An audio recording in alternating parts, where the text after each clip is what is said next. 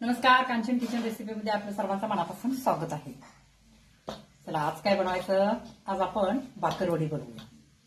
Tasty, चविष्ट, रुचकर बनवायची. आता या ठिकाणी मी या वाटीने 2 वाटी मैदा घेतलेला आहे. या ठिकाणी तुम्ही गव्हाचं पीठ सुद्धा वापरू शकता. आणि त्याच वाटीने मी बेसन पीठ घेतलेलं आहे. चाळून घेतलेलं आहे दोन्ही पण. बेसन पीठ बारीक हवाय, चाळून घ्या. 2 वाटी मैदा घेतलेला आहे आणि 1 वाटी बेसन पीठ घेतलेलं आहे. आता हे चांगलं मिश्रण हलवून घ्यायचं.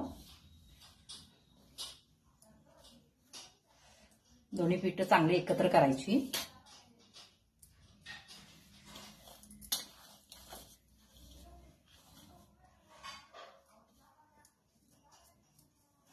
आता याच्यामध्ये काही मसाले आपल्याला घालावे लागतील. या ठिकाणी जिरेपूड घेतलेले आहे, ते 1 अर्धा चमचा, मोठा चमचा आहे माझा, अर्धा चमचा घाला. त्याच्यानंतर चवीप्रमाणे मीठ नंतर चेक करू शकता. त्याच्यानंतर मिरची पूड, तिखट, मसाला चटणी नव्हे, मिरची पूड घातलेली आहे. जसं तिखट हवंय त्याप्रमाणे तुम्ही करू शकता. ओवा घालायचा आहे, मोठे 2 चमचे हे घाला, ओवा चालतं. आता हे मिश्रण चांगलं हलवायचं. हळद पूड 1 चमचा घालायची.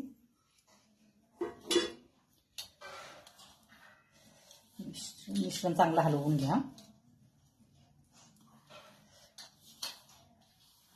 मैद्याच्या ऐवजी तुम्ही गव्हाचं पीठ वापरला तरी चालतं,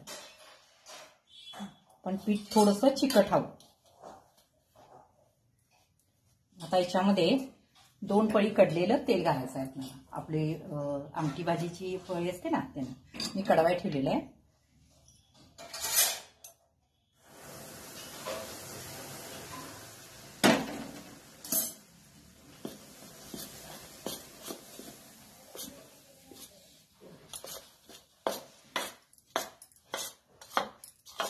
भाकरवडी आपली खुसखुशीत पण पाहिजे ना, त्यामुळे ह्याच्यामध्ये मैदा आहे.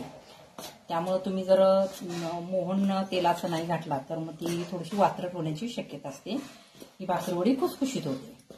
आता हे चांगलं पीठ मळून घ्यायचं, जेणेकरून पूर्ण तेल पिठाला लागलं पाहिजे. हे पहा, या ठिकाणी मी पीठ चांगलं हलवलेलं आहे. आता हे आपल्याला मळायचं आहे. थंड पाण्यामध्येच मळायचं, गरम वगैरे काही करायचं नाही.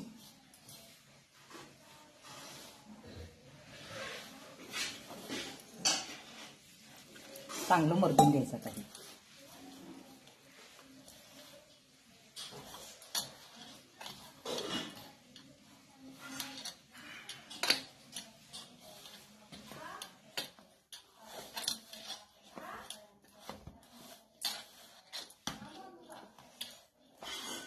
घट्टच मळायचं आहे, लाटता आलं पाहिजे पोळी आपणाला व्यवस्थित. हे पहा, या ठिकाणी मळलेलं आहे. आता याच्यामध्ये तुम्ही तिखट मीठ बघू शकता. माझं थोडं मीठ कमी होतं, मी घातलं चेक करून. आता हे 10 मिनिटं असंच ठेवून आपण मधलं सारण तयार करू.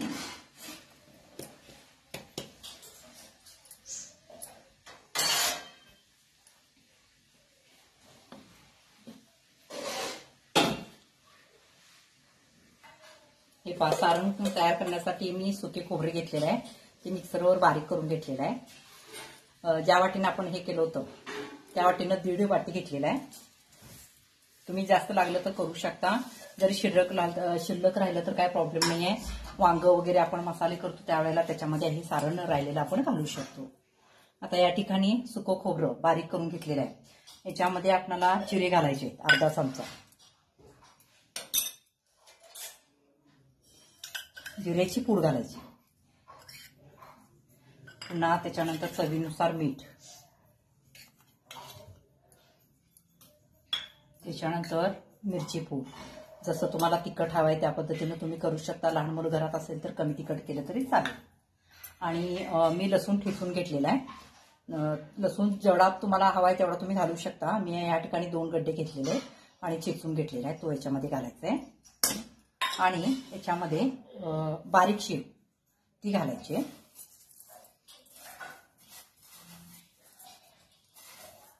आता हे मिश्रण चांगलं हलवून घ्यायचं. याच्यामध्ये तुम्ही कोथिंबीर वगैरे घालू शकता, पण कसं होतं कोथिंबीर जर घातली तर ते जास्त 4 ते 5 दिवसापर्यंतच ते राहू शकतं.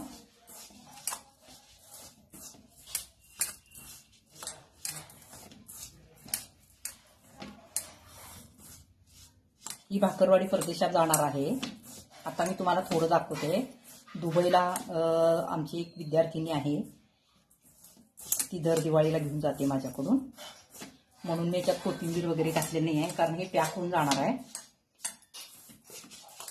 आता या ठिकाणी तुम्ही तिखट आणि म्हणजे मीठ वगैरे सगळं चेक करू शकता.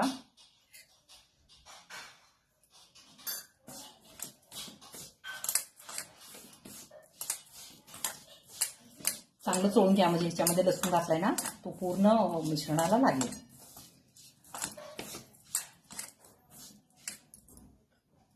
जिऱ्याची पूड थोडीच आहे घातली मी सगळी याच्यामध्ये.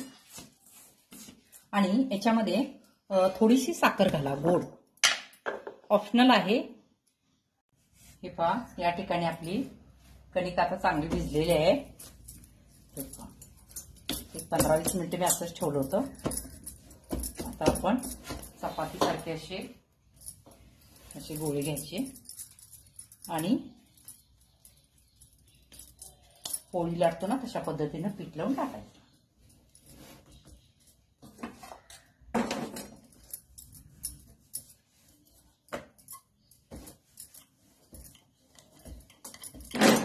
थोडासा लांबडा आकारच द्यायचा, गोल करायचं नाहीये आणि जास्त जाड पण नाही जास्त पातळ पण नाही. अशा पद्धतीने करायचं आणि पीठ पण जास्त लावू नका.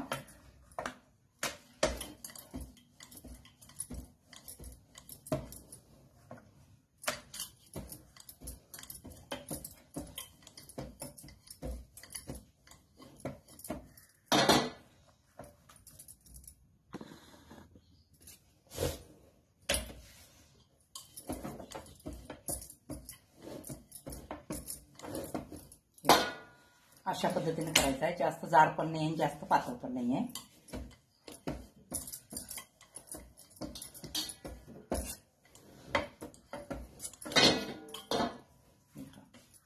हे अशा पद्धतीनं करायचं आहे. आता याच्यावर हे सारण घालायचं आहे जे आपण तयार केलं होतं ते.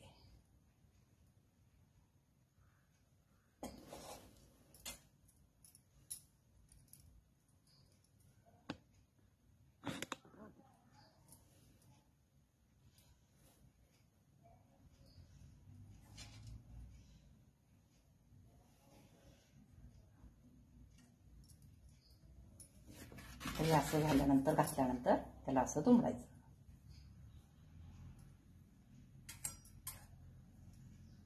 हे पहा,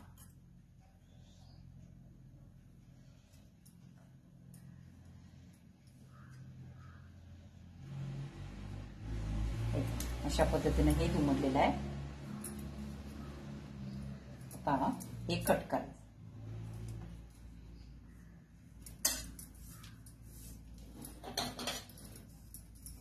तेल लावून घ्यायचं त्याला सुरीला.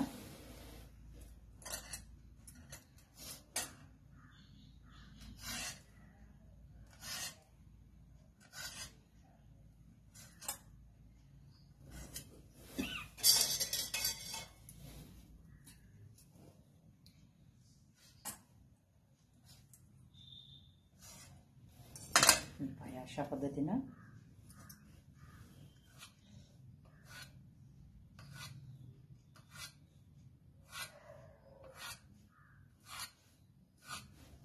अशा पद्धतीनं कट झालेलं आहे. थोडंसं फक्त त्याला असं करायचं म्हणजे हे चिकटतं चांगलं.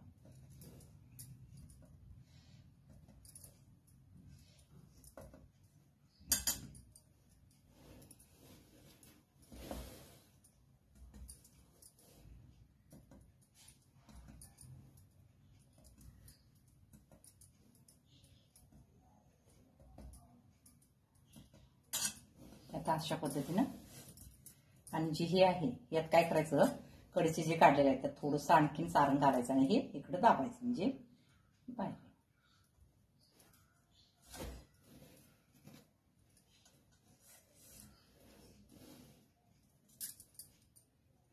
हे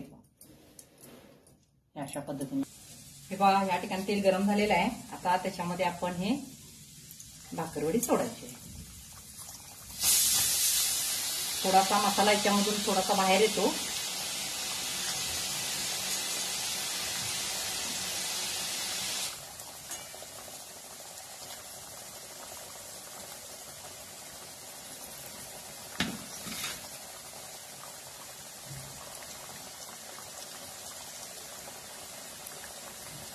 प्रथम गॅस मोठाच ठेवा.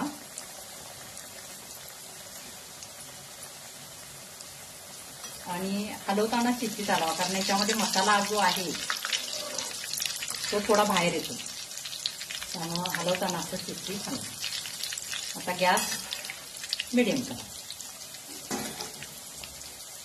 गॅस मिडियम केलेला आहे. आता ते चांगलं भाजायचं. मिडियम गॅसवर चांगलं भाजा, म्हणजे आतून सुद्धा तेल घेऊन ते चांगलं भाजतं. हे पहा, या ठिकाणी आपले भाकरवडी आता चांगली भाजलेली आहेत. तरी आपण काढायचं.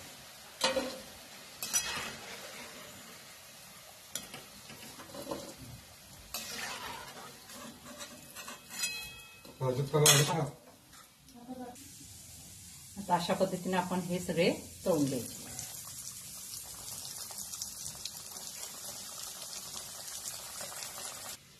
हे पहा, या ठिकाणी आपल्या भाकरवडी सगळ्या भाकरवडी तयार आहे. आता हे पहा, चांगल्या भाजलेल्या. चांगल्या भाजल्यानंतर चांगल्या टिकतात, पण अजिबात खराब होत नाही. आता मी तुम्हाला तोडून दाखवते. गरम आहेत अजून, लवकर गार होत नाहीत, कारण आतपर्यंत तेल गेलेलं असतं.